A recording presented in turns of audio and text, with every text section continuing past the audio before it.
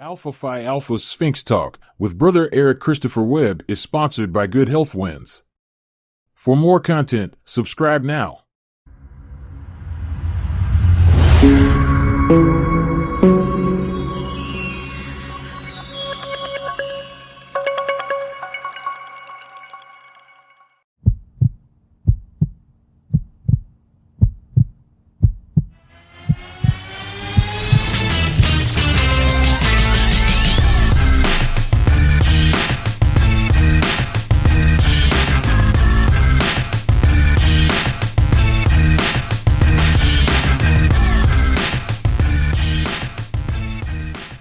Welcome to Sphinx Talk. I'm your host, Brother Eric Christopher Webb, and I have a special show for you today. Today I have renowned music director, film director, television director, and I want to say one of my neos from back in the day, right? Introducing Brother Benny Boom. What's up, brother? Welcome, Benny. You good? It's great, Good, man. It's thank great you. to finally have you on my show. Yeah, I'm glad to be here. So, a lot of people know your story. I mean, you're out there. You've worked with everyone from, let me see, Nas and 50, LL, Busta, and then now recently you did a video shoot. I think in California. I think it was it Glorilla or did you? Oh, Glorilla, we shot that in California. Glorilla and Megan Thee Stallion. And Megan Thee Stallion. Yeah. So you are all over the place, man. It's crazy because I started professionally directing 25 years ago. So Right. to be able to even relate to this generation, or to, it's like to have the ability to work in this same space, but with new kids, but I keep my identity is great, because when you do something for a certain amount of time, people know what you do. Right. So I don't have to change how I approach things or how I shoot a video. Or this is what I do. This is the brand I created. So if that can still connect to a younger generation, I feel great about that, And I did a video for Burna Boy. Wow. He came Okay. from Nigeria. We did a video in New York this past summer. And that was to me, that was amazing, because he's the biggest international artist, the giant, they call him. And it was just great to get that phone call to say, Burna Boy wants to do a video with you. And I'm like, oh, with me? Okay. I still get that feeling. I do. I still get that feeling. Because you can't take anything for granted, that it's always like, what have you done for me lately kind of stuff Right. in this world. And so if I did a great video or something 10 years ago, that means absolutely nothing in 2024. But I just feel blessed that I've been able to accumulate a library of videos and television and films that people appreciate, which keeps me sustained and keeps me going. Well, see, you've got an incredible. He's got an incredible resume. I mean, Thank you, man. You've done a variety of different shows, and before we get into all that, let's talk very basically and very generally about your Alpha roots. Yeah. I know where you were made because I helped make you. Yeah. So Yeah. let's share with our audience where you were made and how you were. Well, not how we know how you were made.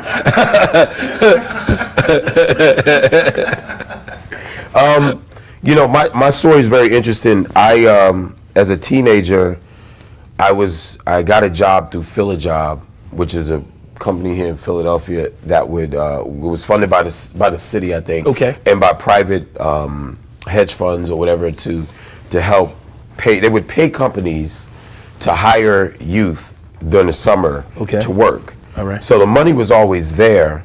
The kids just had to go and work the job to get it. So everybody didn't know this. It was really for at-risk youth. So I was living in West Philly. My uncle's neighbor, I live with my uncle, and the lady next door, she said, hey, you should go and try to get a job at Philajob. I was 16 years old. Okay.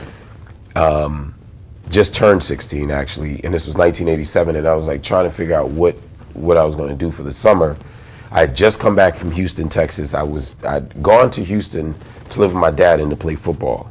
Things didn't work out, and I came back home to live with my mother. And so I was kind of like wayward. And this was the height of the crack epidemic. And so the kids that I left, when I left to go to Houston in '84, when I came back, these kids were like driving, Nissan Maximas. And I didn't understand what was happening. I really didn't fit in, Same kids, but they were on a whole different path. And so the job opportunity came up. The job site was on Parkside Avenue, so I would ride my bike. I had a bicycle. I lived in Wyalusing, 54th and Wyalusing. I would ride up 52nd Street, make the right up Parkside, and go to the job site. They would allow me to park my bike into the house that was the headquarters of the place. So I would lock my bike up, and they would put us in vans and trucks, and we would go, and we would like digging up floors, and they were refurnishing houses and apartments. So it was very interesting because it was like 20 guys from all over the city, North Philly. So at lunchtime, often arguments and fights would break out. So now, mind you got guys with hammers and all this stuff. So it kind of it got a little, it wasn't right. But because I was back into that environment, I didn't have no connections to none of the things that were. I was really trying to understand what happened to Philly because I didn't know. Right. Like, this is not the place that I left. Like, what's going on? That caught the eye of the guy who was managing all of us. It was him and his dad's company. And his name is James L. Brown IV, and he pledged at Virginia Union, Gamma chapter, Virginia Union. Gamma. Yep. And he pledged in fall '86. Okay. So he was a neo by the time he met me. And so one day, I go to get my check. We would have to go to the office, which was in the house, and I would get my check, but my check wasn't in there. There was a note inside the envelope that said, "Come see me." And I'm like, man, what's going on? So I came to see him. I'm thinking I got docked or right. I'm like, what happened? Where's my money? Where's my money? Where's my money? My money. He says, I got your check here, but I want to talk to you. So under his arm, he had a photo album. So I didn't know what he wanted to talk about. So I go outside, actually, we sit on the steps of this house on Parkside Avenue. You see the park, I'm sitting on the steps. He opens this book, and I start to see these pictures of him online, a smoker, what I know now as a smoker, flyer. He's turning the pages, and I'm looking, and this is foreign material to me. And then he turns a page and Dr. King is on one of them, and Thurgood Marshall's on it. I'm like, well, I know who that is. Right. I still wasn't clear what he was trying to discuss with me. He said, I'm a member of Alpha Phi Alpha Fraternity Incorporated. And I said, oh man, I've heard of fraternities and that's it. And he said, I see what's going on the work site. He said, you're different than everybody else. Right. You're different, right? He said, I just want to sit this with you. You're going to go to college. At that point, I was at Overbrook. I don't know what I'm going to do. Like, I have no idea what's going to happen. You weren't even sure about college. I wasn't sure about college. I wasn't sure about surviving, Right. But he planted that seed. And so freshman year, I pledged as a freshman. I called him up and I said, I'm thinking about Alpha, and you told me this 3 years ago, and now I'm here and I'm in an interest group, and I need a letter of recommendation. So we talked, he wrote my letter. Now mind you, Pyro Bros didn't know him. He's from Philly, but he went to school in Virginia, and he immediately went to work for his dad. So when I gave them a letter, it was like, well, who is this brother? And so he had to get on the phone. I'm not sure who he spoke to, but he had to get on the phone with one of the bros, and so they accepted the letter. He heard nothing from me. Nothing. Wow. Until Hell Week. And I'm at Neil, my dean. I'm at his house. I pledged solo, so I was by myself. Mm-hmm. And I hear, when I was at my dean's house, you could hear the footsteps come up and I would count the footsteps. Like if it's one person, it's two. Like when y'all came to see, I was counting like how many people, because you remember the house. Yeah, them steps. It's steps. So those steps used to torment me because I didn't know what was going to happen. Until you come around the corner. It was. So he came with Big Walt from Iota Row. Iota Row, right. I see these two men, Big Walt football player. He was an assistant coach. He wanted to be an assistant coach at LSU when they won the championship a couple years ago.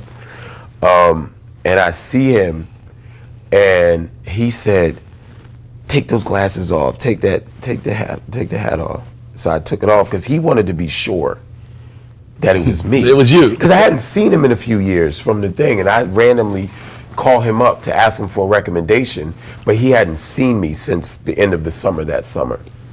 So he sees me, and tears immediately come out. He's crying, I'm crying. Nobody understands why we're crying. Wow. But he realizes I have set at least one person on a proper path. Now, mind you, it was 20 of us at that work site. I have no idea what happened to the rest of those guys. Like, and if he had that same conversation with any of the other brothers. There you go. I don't know if he had that conversation with anyone else. I know he had it with me.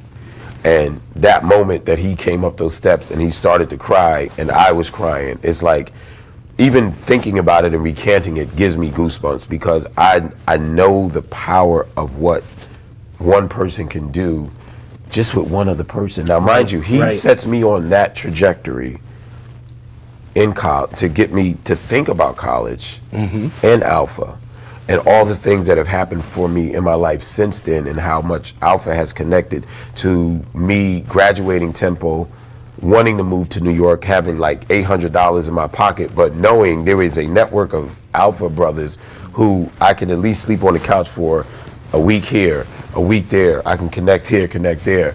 You know, that right there was, you can't put a price tag on that. And you can't put a value system on that. That then turns into me working in the industry as a production assistant and sweeping floors and interning and doing all those things. And that's how you got your start. That's how I got my start. And it's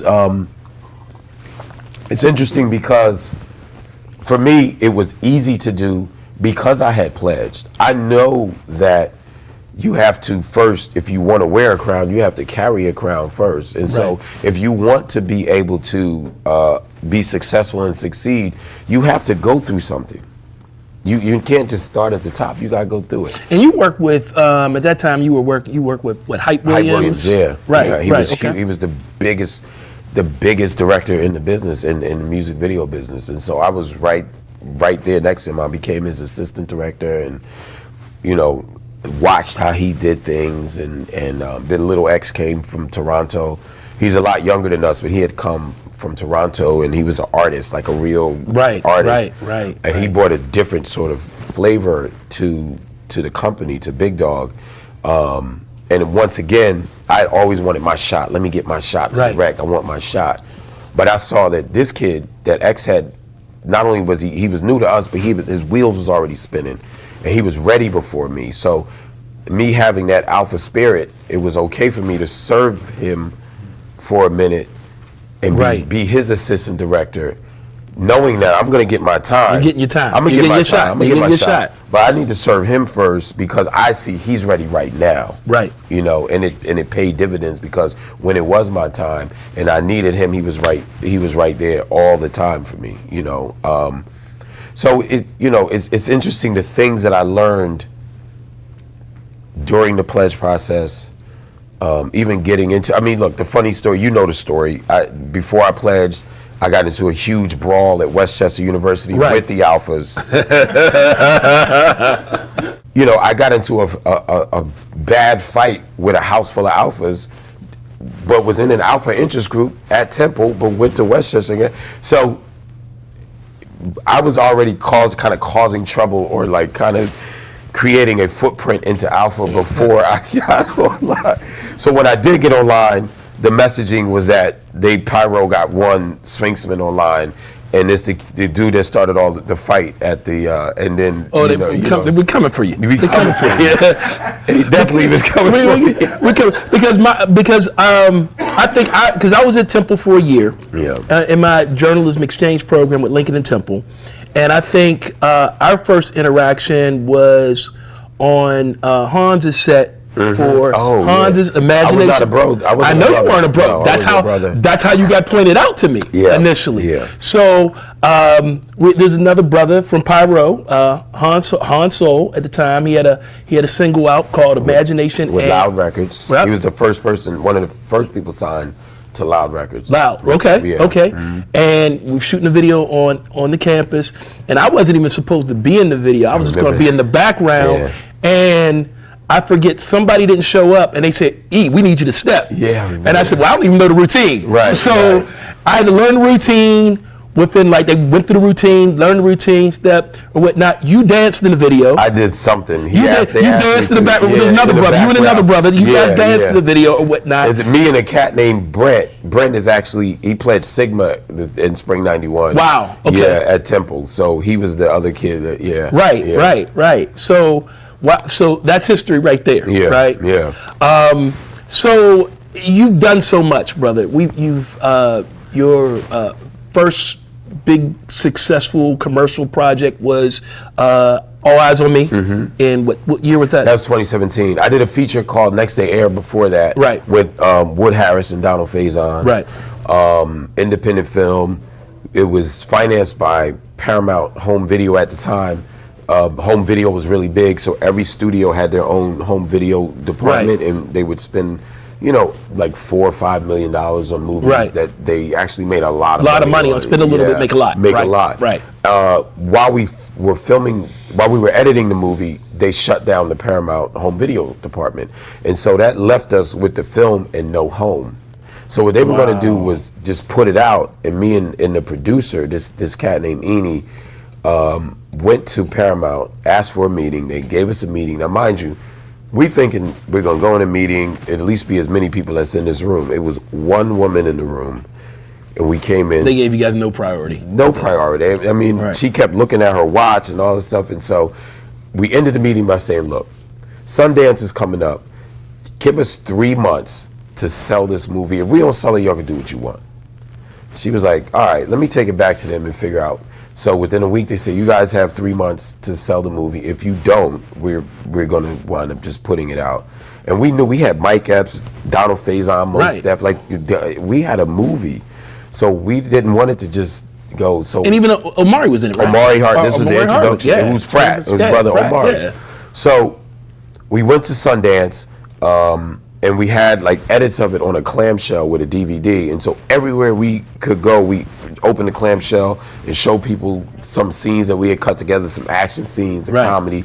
And we got wind, Summit got wind of it and asked us to show the full feature back in LA. And we set up a screening for them, showed them the movie, and they bought the movie. Like Wow. that. Yeah. So that's all part of the fearlessness of being an alpha, like, not letting somebody else dictate to you what your future is going to be. If you're holding it in your hands, you have to at least try to do it. You know what I mean? Yeah. So I mean, like I said, you've done a lot of different projects. You've done movies, television, video. What project are you most proud of? That's interesting. It's wow. It's a loaded question in a way. I want to say I would say All Eyez on Me for a lot of different reasons. The project, because who Pac was, he was, he is the most polarizing figure in hip hop, period. People loved him, people hated him. People loved him really hard and people hated him really hard. Right. It was a difficult movie to make. 4 directors had walked off either fired or walked off the picture before I got on. Mm-hmm. So that's never really a good thing. Right. Right. For creative reasons. But by the time I got on the movie, I had so many other things happening in my life, personal things, that, I was honestly asking God for a sign and for something to shift in my life. And the movie came literally the answer to a prayer without question. And it rechanged and reshifted my career. So I will say I'm most proud of it. It was a very difficult movie to make, even harder movie to sell. even harder movie to please everyone. You know what I Right, mean? It's right. just difficult because when you're an artist and you're dealing with something it's a biopic, right? And this person is still so prevalent. I mean, I just looked at my feed. They were talking about Pac today with Drake and all that stuff. Right, and it's like, right. this man is, I don't care, he's gone, but he's not gone. You know what I mean? Like, he's still, everything about him is still here. We're to the point where the biggest rapper in the world uses his voice to diss another rapper. Right. Anybody else, there's nobody else that big. You know, it's just not. So his presence is still felt. Whatever, he was a special human being, and his presence is still felt in this world somewhere, somehow. Right at this minute, somebody's playing a Pac record or this. So yeah, to be connected to that is definitely a great feeling. So what projects are you, like I said, what projects are you working on right now? Right now, so I just finished. What did I just do? I'm working on a long feature-length, almost a feature-length music video with Busta Rhymes. Okay. We're in the middle of that. I have a feature that I'm actually working on. I can't really talk too much about it, but I'm doing a lot of the rewrites for it and stuff like that. One of the things I spoke about at the regional convention was being able to message out to the youth something different or hope. I think that we are more now than ever, like in a situation with generational curses where we can't get out of this cycle. Right. As much as we're trying, we just can't get out of it. You know, Alpha Phi Alpha was created for one thing, but then became a beacon for those that were trying to break those curses. I feel like we've stopped doing that as an organization.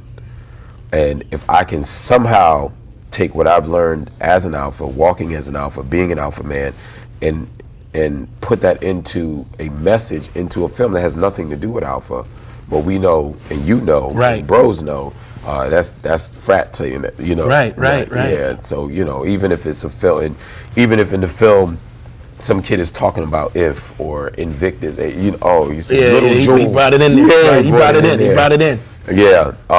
So that's the kind of things I'm trying to do, man. I have my son. I was going to ask you about that. What do you call Mini Boom? Mini Boom. Mini Boom. Yeah. Somehow he's involved in the Drake beef because we sent music to Rick Ross because my Okay. son's doing an album. He's doing a producer album. So we got quite a few artists on there. Because he's worked with Buster, right? Worked with Buster. Okay. Yeah, did a couple records with Buster.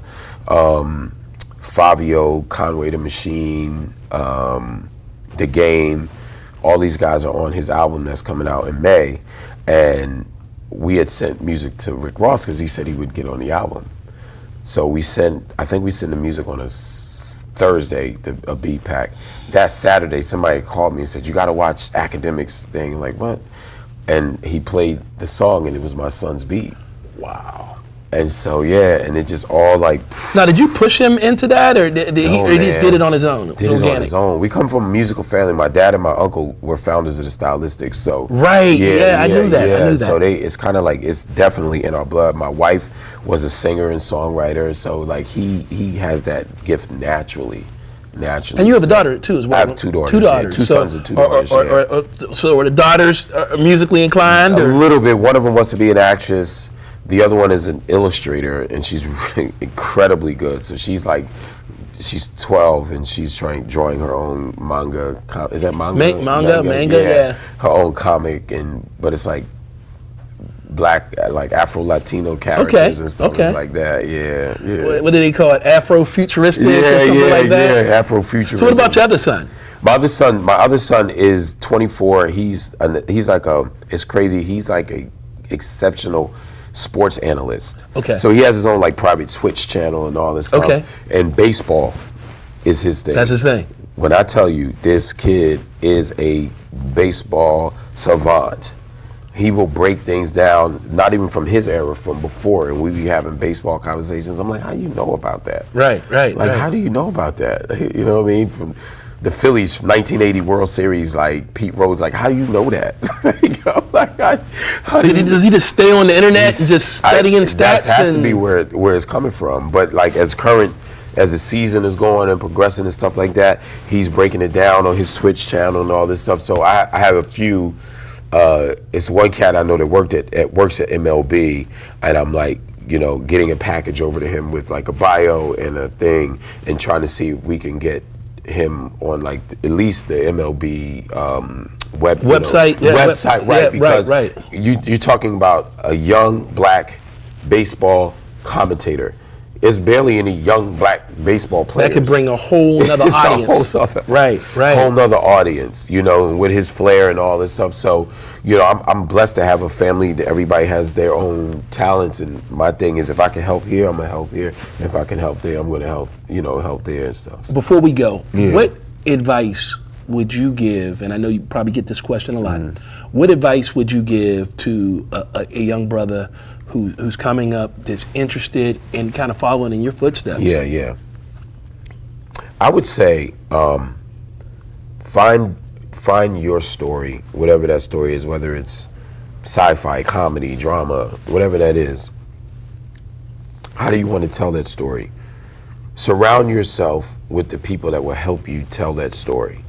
A lot of time, today it's a little different because the filmmakers today are also the editors. They're the filmmakers, they're the writers. We didn't have that ability back then because guys that wanted to be cinematographers, that's what they did. Cats that wanted to be writers, that's what they did. Guys that wanted to be directors, that's what they did, right? And so now, because all these cameras are commercial, which they weren't in the 90s, you couldn't just go out and buy a camera and actually shoot a movie on it. Right. Yeah, now you can. I would say just create. People are shooting movies on cell phones. iPhones. Yeah, right. Just go and create. There's no good or bad when you're creating from the heart and from art and from the spirit. It's what you put out there, as long as it is a proper reflection of the story that you want to tell. Art is going to be subjective. You can find 100 people that like one thing and one person that hates it, and they're more vocal than the you know what I mean? Right. But does it really matter? If you can meet with triumph and disaster and treat those two imposters just the same. And I'm be honest, that's really how I do it. You know what I mean? Like you have to look at it the same way. You have to. If it's so important in my life, when I think things don't happen right, I'll pray and then I'll think about if. That's great. That is definitely. Which is crazy because he was agnostic, atheist. Right. He was atheist. Yeah. He was an atheist, and even being an atheist, I honestly feel that God was talking to him to talk to his son. He writing the letter for his son, writing the letter for his son Kipling, in World War I, I think it was. Right. But not trying to be preachy or biblical because he didn't have those principles. Right. But we used them because we realized, whether he knew it or not, those principles were still spiritual, right? Still in there, yeah. Well, brother, thank you so much for joining me on my show. Definitely, this has definitely been a great moment for me. I'm Brother Eric Christopher Webb, and this has been another episode of Sphinx Talk.